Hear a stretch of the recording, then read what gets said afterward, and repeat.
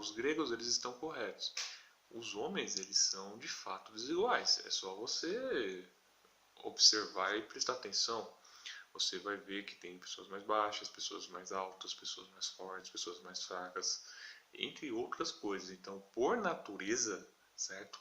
Do nosso lado natural ele é desigual, certo? Ele é totalmente desigual e nossas aptidões, a natureza, ela é de certa forma bem justa. Ela dá muitas aptidões para algumas pessoas, dá poucas para outras e para algumas pessoas nem dá. Essa aqui é a verdade. Nesse ponto até aí os gregos estão corretos. Qual que é a dificuldade que entra aí? É que você meio que dá um salto na ética de Aristóteles, você dá um salto, porque veja bem, você trabalhar com a ideia de que os homens são desiguais por natureza, não está errado. O que está errado é fazer a dignidade humana depender dessa natureza, dessas aptidões que os homens devem ter. Você ligar a questão dos talentos que um homem tem com a sua dignidade moral. Esse que é o ponto, porque é como se o Aristóteles estivesse dizendo o seguinte: olha, os homens são desiguais por natureza, logo a sociedade também deve ser desigual por natureza, certo? É meio que uma coisa leva a outra, tudo bem? O que o Kant está dizendo é que não. Veja bem, é verdade que os homens são desiguais por natureza, porém há um momento em que todos os homens são iguais. Que é qual? É quando eu tenho que decidir no que eu vou estar utilizando, certo? As minhas aptidões naturais. Então, no que eu irei estar utilizando esses meus talentos.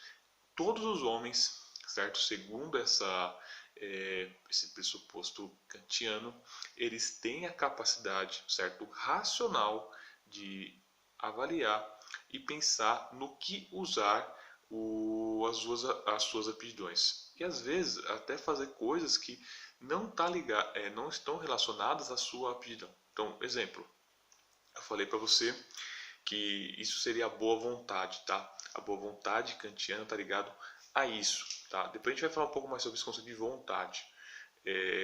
Normalmente as pessoas elas confundem com outras noções, mas a ideia de vontade.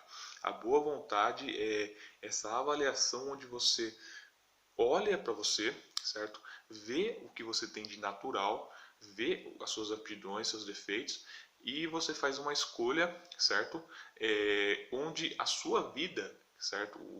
A sua vida você vai escolher, você vai ser livre para escolher sua vida e a sua vida, essa vida que você vai construir, digamos assim, ela não é, como na visão aristotélica, ela não é dependente de um cosmos, de uma função pré-determinada, onde você já tem um programa de vida, como se você quisesse imitar, certo, as coisas. Esse que é a grande dificuldade na visão aristotélica. Como você tem um universo que tudo já tem uma finalidade, certo, que nem a gente conversou, quando você pressupõe que o homem tem uma finalidade que é ser feliz, você pressupõe que e já uma função para que está ligado às aptidões, é como se você já nascesse com um objetivo de vida, certo, a ser seguido antes da sua escolha, certo? O que o Kant está dizendo é que isso não existe, isso não é correto, isso não é coerente.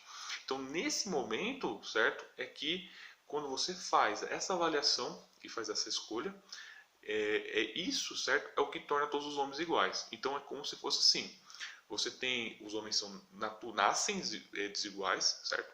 Por natureza são realmente desiguais, porém há um momento em que todos os homens são iguais, porque os homens vão fazer a escolha da vida deles a partir da sua avaliação, das suas aptidões, das suas faltas. Todos os homens fazem isso, certo? E os homens terão vidas desiguais, certo?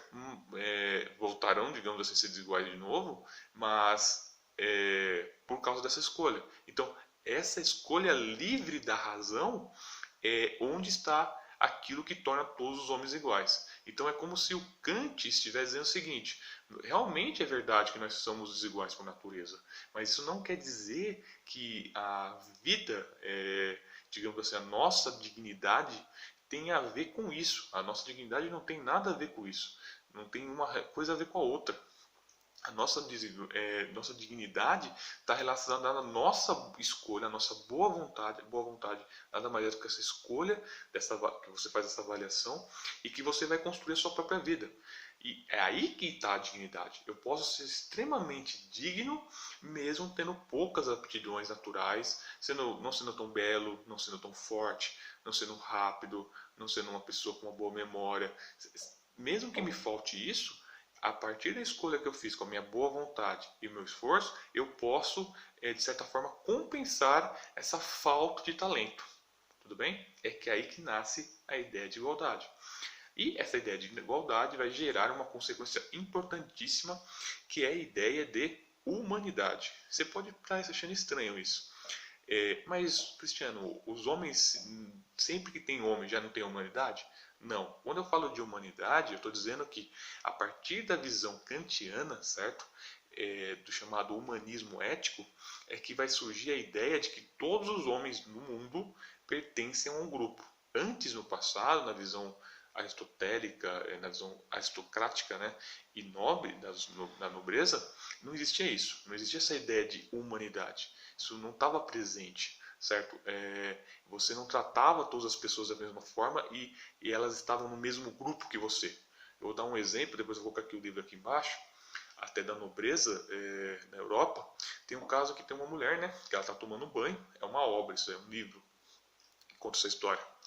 E nesse livro, né, basicamente, ali tem vários servos dela dando banho nela. E basicamente naquele momento tem homens também. E aí, beleza, sem problema nenhum. O que acontece? Entra um outro nobre que faz parte do grupo dela. Aí ela fica escandalizada, como que ele invade a casa dela, que não sei o que. Isso gera uma briga, uma guerra. Veja, aí você acha estranho. Por que os homens que estavam ali dentro dando banho nela, ela não achou, não teve problema nenhum, certo? Homens e mulheres, servos, né? E aquele nobre, quando entrou, ela teve toda essa reação. Ora, isso acontece porque nesse tipo de sociedade, nem todos os homens fazem parte do mesmo grupo. Aqueles servos é como se eles fossem, por exemplo, animais domésticos. Sabe? É como se você estivesse tomando banho com seu cachorro, não tem problema nenhum. Então, essa terceira ideia de humanidade, você deve estar ligando uma coisa com a outra. Quando Kant vai escrever a sua terceira crítica, né, a crítica relacionada à questão do juízo, né, ele escreve um pouco antes da Revolução Francesa. E na Revolução Francesa você deve lembrar, né, os temas, né, igualdade, fraternidade e liberdade. Esses dois temas vão estar muito ligados à visão do Kant. Tudo bem? Então essas são as consequências, tá, gente? Eu vou estar falando para vocês depois sobre a relação da moral kantiana, rompimento com o cristianismo e o utilitarismo, e a gente entra propriamente na questão propriamente religiosa. Tá? Até mais.